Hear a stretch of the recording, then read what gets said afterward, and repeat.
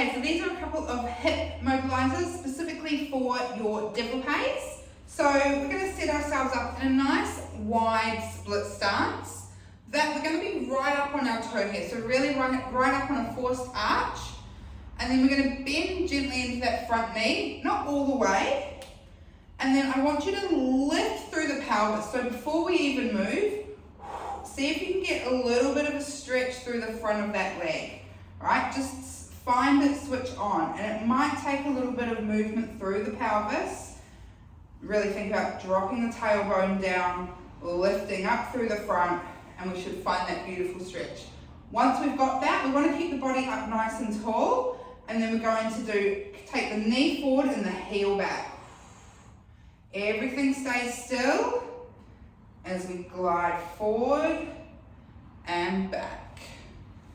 Beautiful, staying up nice and tall here.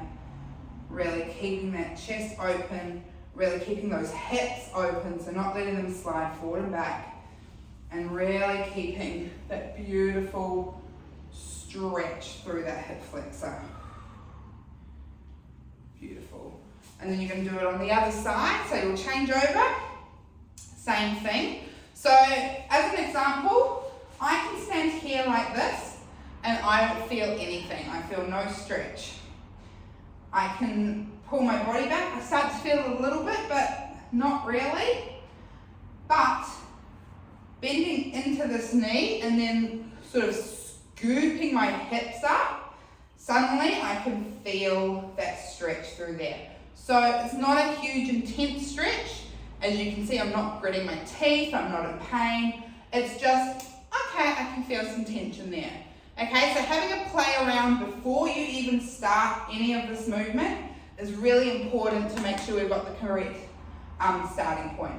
Also keeping this leg straight as we go down and up. And really thinking about this kind of movement, opening the legs, bringing them back up. Beautiful. Then we're going to repeat that. We're going to repeat it with our arms. So again, 1 foot forward, 1 foot back. Find the tension, find that little bit of tension, that little bit of stretch. And the same arm as back leg is going to come up.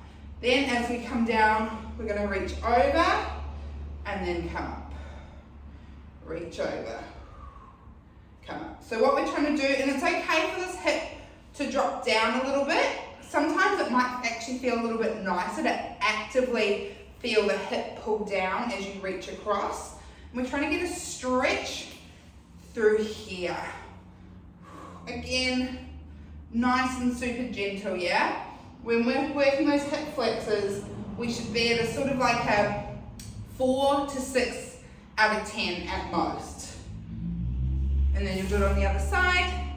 Of course, check your program for how many on each side and not each one you will do.